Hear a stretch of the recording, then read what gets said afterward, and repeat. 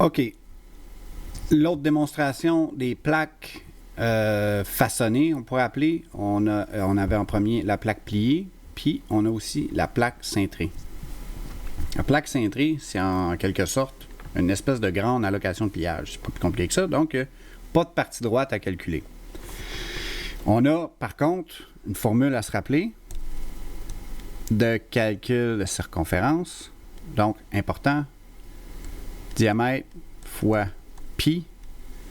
Il y a d'autres manières de faire ça. 2 fois le rayon fois pi. Il y a d'autres manières de l'appeler, là. Diamètre fois pi, en gros, moi, c'est celle qui me reste dans la tête le mieux. Je vous la montre comme ça, d fois pi. C'est plus simple. Ensuite, on a une autre étape qui est le rayon de la fibre neutre. Lui, il va falloir trouver c'est quoi le rayon de la fibre neutre. Alors, le rayon de la fibre neutre, là, on pourrait rentrer ça dans la famille de... Dans le fond, là, c'est de trouver les diamètres, les rayons. OK? C'est faire l'anatomie complète de notre cercle. Ça fait depuis le module 3, puis il faut que ça soit très clair. On sait comment faire un rond complet, pas comment le faire nécessairement, mais comment tout décortiquer les mesures. Ça, il faut que ça soit instinctif dans votre métier.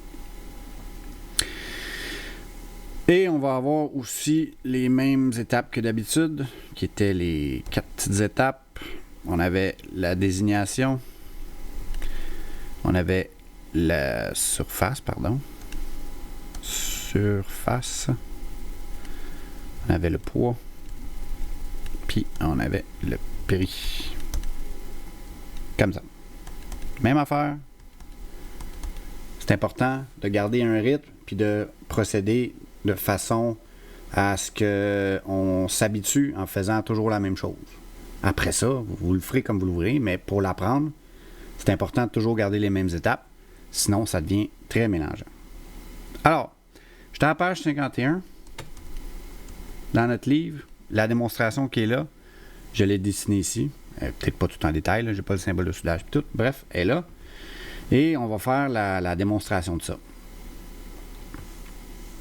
Ici, j'ai un cercle. On a besoin de la formule, puis on a besoin du point numéro 2. Là, ici, je vais marquer toutes les mesures qu'on a besoin. Si on a 104, la façon que c'est coté ici, ça veut dire que d'ici à là, en passant, on peut marquer dia, là, parce que dans le livre, il est marqué dia. Dia, c'est diamètre. Ça veut dire que d'ici à là, j'ai 104. Donc, si d'ici à là, j'ai 104, je les veux toutes. Ce qui est important, c'est toutes les connaître. Donc, d'ici maintenant à là, on va y aller comme ça. Donc, je dis d'ici à là, j'ai combien? Donc, si je trouve un diamètre ici, là, donc je fais 104, puis j'enlève 8 ou 2 fois 8. Alors, je vais enlever 2 fois 8. Ça va me donner 88. 88, ici, c'est quoi? C'est le diamètre intérieur. Ici, c'est le diamètre extérieur. Sachant ça, ensuite, c'est tout simplement une question de diviser soit le diamètre extérieur ou soit le diamètre intérieur en deux pour trouver le rayon. Mais je vais le marquer, on va le faire pareil. Donc, on va le faire ici. Le rayon intérieur, c'est 88 divisé en 2. C'est 44. Et le rayon extérieur, qui va être 104 divisé en 2, ça veut dire 52, ça? 52. Ça, c'est une manière de faire la plus simple, c'est la façon la plus organisée de comprendre ton calcul. Après ça, quand tu l'auras compris, tu ébuleras toutes les étapes. Si tu veux arriver à la solution, ça ne me dérange pas. Mais si tu veux comprendre, essaye de le marquer comme ça sur le coin de ta feuille. Fais-toi un croquis, fais-toi n'importe quoi, mais il faut le visualiser. Donc, on a ça ici. On va y aller avec le jaune. J'aime ça le jaune. Avec ça, donc là, on a fait, on sait que la formule, c'est ça. Là, on a fait trouver tous les numéros qui correspondent à l'anatomie complète du cercle. Ensuite, on va essayer de trouver la désignation. Donc, ce qu'on veut ici, là, c'est quoi?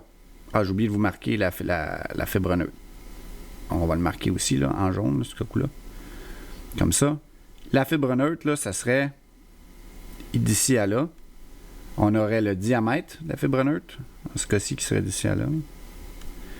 Donc, le diamètre de la fibre neutre, on avait 104 moins 8.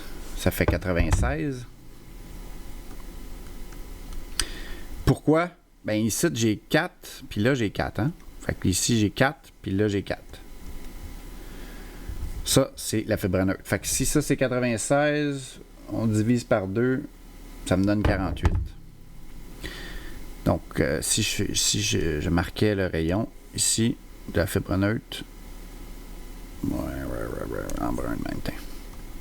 Le rayon de la fibre neutre ici, RFN 48. Là, vous allez me dire, hein, ça fait beaucoup d'étapes. C'est correct. Si tu sais tout, fais-les pas de même. Si tu sais, si tu vois où je m'en vais, vas-y. Je fais ça pour ceux qui ont de la misère. Je fais ça pour l'apprendre de la bonne façon. Plus. OK, donc, ce qu'on veut ici, c'est trouver le développer. Donc, on veut partir d'ici, puis on veut trouver combien ça mesure pour qu'on ait la désignation. Alors, pour trouver ça, on va utiliser le rayon de la fibre neutre. Le rayon de la fibre neutre. Je sais être sûr qu'on le fait pareil dans le livre. 104,8, c'est ça. Donc, le rayon de la fibre neutre, lui, qui était... Là, j'ai 96, c'est par 2... Ben, c'est ça, 48, je l'ai marqué, mais j'ai mal écrit. 48 fois 2, OK, fois 3.1416, ou si vous voulez faire la fonction pi, c'est à vous, libre à vous. Ça fait 301,59, très exactement. Donc, on a la longueur ici, 301,59, mon développé total. Si on a des pièces en bas d'un 16, on n'a pas besoin de calculer nécessairement la fibre neutre. Ça va arriver à plus ou moins un 16 ou 2 mm, dépendamment de ce qu'on a besoin de faire, ce qui est amplement pour les tolérances qu'on a besoin en soudage-montage. Si vous faites des plaques plus épaisses que ça, bien là, c'est important de le calculer pour plusieurs raisons. La première, c'est que si on façonne une pièce d'un quart de pouce, on ne peut pas aussi bien la travailler que si on... Bref, les tolérances sont plus dures à atteindre plus la plaque est épaisse parce que c'est plus dur à travailler. Puis, ben, il y a plus de déformation quand on le fait. C'est aussi simple que ça. Fait en bas d'un 16, là, c'est de la 20 gauge puis de la petite tôle, normalement, on n'a pas tant besoin de calculer la fibre neutre. Mais si vous voulez arriver à la réponse idéale, c'est avec la fibre neutre. Alors, on a 301,59 d'un côté, 47 de l'autre. On va y aller avec la désignation. Fait qu'on a une PL. On a une plaque de 301,59 par l'épaisseur qui était 8 par 47. La surface. Donc la surface, on va faire base fois hauteur, de même. On avait 0,014 mètres carrés.